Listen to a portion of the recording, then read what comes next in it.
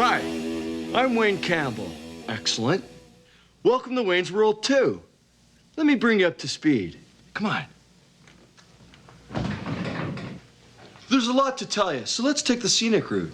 All right. Wayne's World 2 came about because Wayne's World 1 did well. That's how it came about. I think the just after the first weekend, after it broke records, box office records, I think then people went, well, there'll probably be a sequel. And I think people who hadn't been paying much attention to it before, because there wasn't much money in it, began to pay a lot more attention to it. When I heard that there's going to be a Wayne's World 2, I lobbied really hard and made sure that I was in Wayne's World 2, because sometimes they change the story and they get away from the original intent. In some ways, it would be more interesting than the first one because it's kind of eclectic and a little off-kilter, maybe a little more bizarre, and stretches the envelope a little bit. Good morning, darling. I'd worked with Steve Surjik on Kids in the Hall, and he'd done some remarkable work on the films for that show. And he was Canadian, and as are Mike and I think we just felt comfortable on sensibility. Working in television with comedians and actors was a very good background experience for working with people like Mike Myers, Dana Carvey, people that are comedians, that are writing their own material. I knew of him because he had worked with the Kids in the Hall up in Toronto. But I really got to know him on the movie. Really talented filmmaker, great guy, great sense of humor. Hard to walk into that franchise with all these voices around him. Did a really good job under hard circumstances.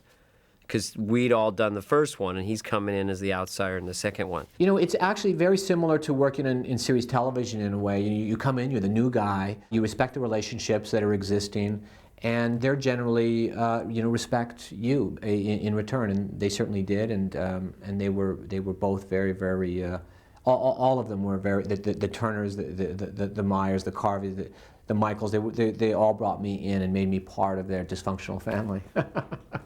Wayne had ended pretty happy at the end of the first picture, so it was, what would the next challenge be?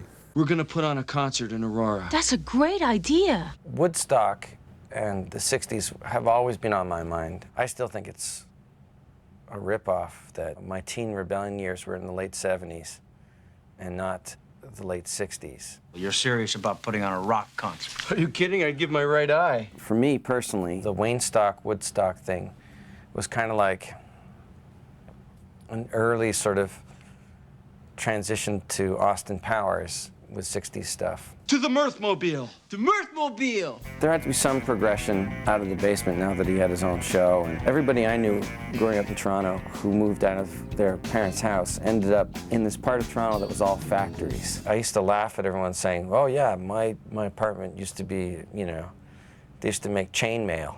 And my apartment used to be an auto body place. Because there's this thing that everyone ended up getting apartments that used to be factories. So we decided to make it a place that makes dolls' heads. So here we are in our new surroundings, the abandoned Acme Doll Factory in downtown Aurora, Illinois. Come on in. Nice digs, huh? Wayne, I would like you to meet my father. The kung fu fight with the father is my favorite part. James Hong plays my father in Wayne's World 2, and I, of course, an actress coming up, I've seen him everywhere. Like, every show that calls for an Asian is like James Hong. Very seasoned actor, yeah. I think he must have done 300, 400, 500 films at this point. Perfect as my father. When they got into that sword fight, that was crazy, over the top. He did some of his stunts. And I did none of my stunts.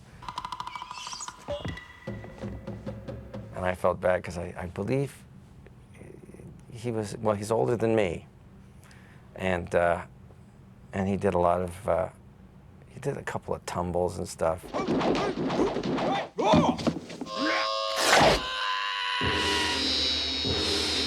I just know I'm gonna break something. There was an example of Mike's writing that's pushing the envelope in a cool way and risking losing the core audience, but doing it in a very smart, cool, weird way to have Sammy Davis and Jim Morrison out in the desert. I want you to meet a friend of mine, Sammy Davis Jr. Wow. Nice to meet you, Mr. Junior. Nice to meet you too, man. I got a split, man. I got some cats I gotta hang with. My father had passed away, and I was sort of on kind of a spiritual journey, looking for answers, and that's what was on my mind at the time. Keep the faith, my friend. The silly answer is that the entire sequence came for that one line, which was, but did we really have to see that Native American guy's butt? Didn't you think it was a trifle unnecessary to see the crack in the Indian's bottom? Yes, absolutely. Young man, there's no need to feel down. The YMCA scene in Wayne's World 2 is just, I mean, I don't know how many people I've seen doing YMCA. I mean, because of course that was a resurgence for Village People after the film came out. It's fun to dance in sequence. I've always been a huge Village People fan.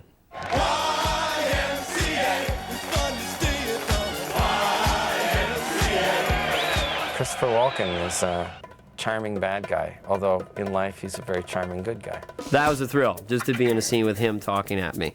It was a thrill. Just look up, and Christopher Walken is actually acting with me. Bobby, can I ask you a question? What is it, Garth? A sphincter says what?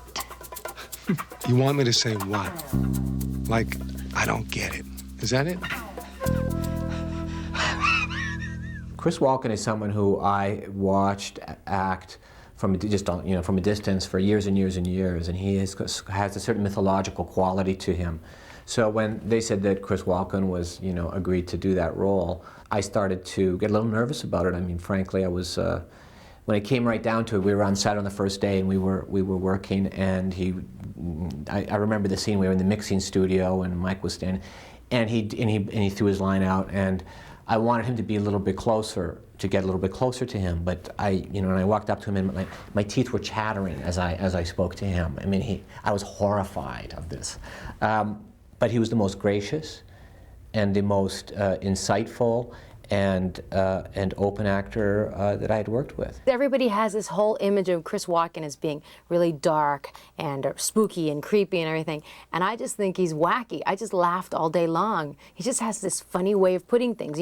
His cadence is a little off when he speaks. I'm working with them. I'm still in this studio in Aurora. He's one of those people that's sort of a hidden treasure in comedy. When you have years and years of casting working for you, in the sense of somebody having played a villain, that people don't know that they can also do comedy, and almost invariably they can. To think that he was a Broadway dancer, and I said, "You sure you're gonna?" He's like, "Yeah." Lifts me up, spins me around. It was just hilarious. I swing dance with Chris Walken. I'm the luckiest girl in the world. He's he's a triple threat. He's actually a quadruple threat. The fourth one involves physical violence. Good night. I just kind of thought, well, maybe Garth gets a girlfriend. And then Kim Basinger called and said, can she play Garth's girlfriend? So I said, all right. I'm Honey. Hornet.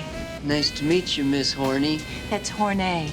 It's French. Kim was someone who was like the most beautiful woman in the world, who was also a great actor, and she was suddenly coming onto set. When she came out of makeup after and wardrobe, this is a beautiful woman to begin with. When she came out of that room, she was resplendent. She was perfect. I'd never seen any skin like that in my life. I'd never seen anyone look like that in person. She was just like glowing. When you're around genetically perfect people who, like in the game of genetic roulette, they kind of got everything, like perfect leg, perfect eyes, you just feel so dumpling-esque, You just feel so just mushy and chinless.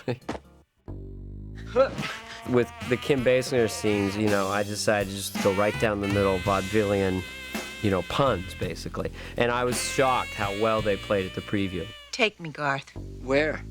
I'm low on gas and you need a jacket. I'm gonna be frank. Okay. Can I still be Garth? I did like when he did the laundry and then his underwear had shrunk to nothing. So he's trying to be really macho for her. And then she goes, hey, you dropped this, and his underwear about this big. I did like that image of a guy trying to be cool and he's got this little tiny underwear. We were doing a scene where we were reproducing we're doing an homage to a scene out of The Graduate.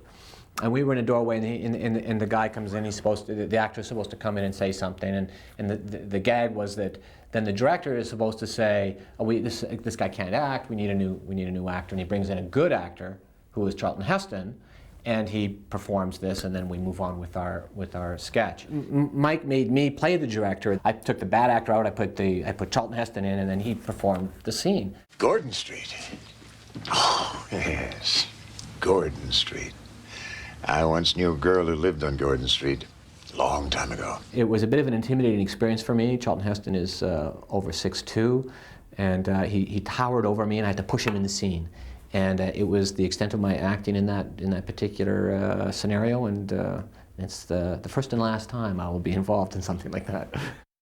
I am Björgen Kjörgen. Wow, I love your accent. Where are you from? I'm from Sweden. I'm a big Drew Barrymore fan. I didn't know how we could get her into the movie, but Mike and Robin sort of solved that for us. I hope to make love to you in the near future. Well, Schmergen, there is a God. Heather be thy name.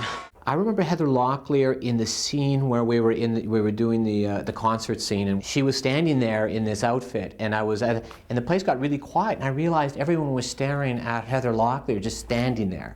Bobby! Heather. Are you coming?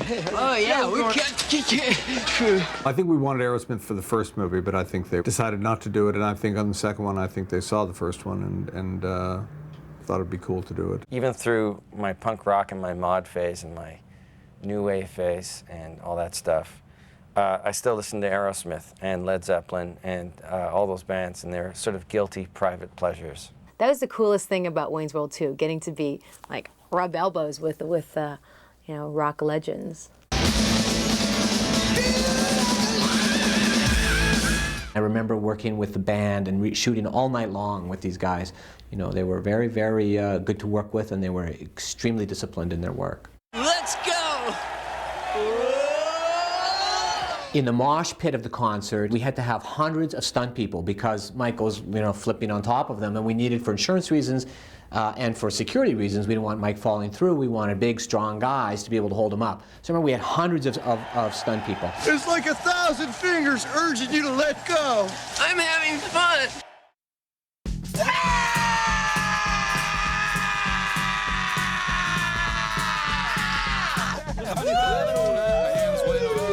One of the things that I think we did pretty well is the sense of no money fun.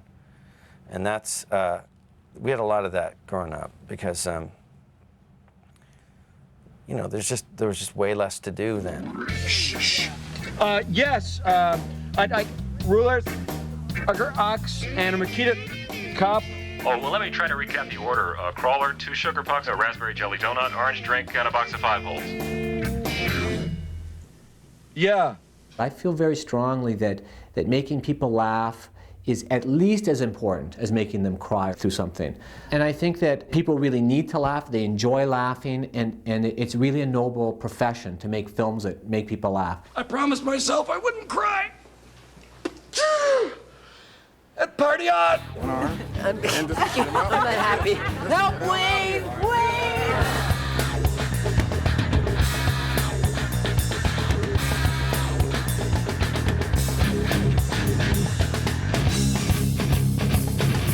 Action! Check, sibilance. And cut.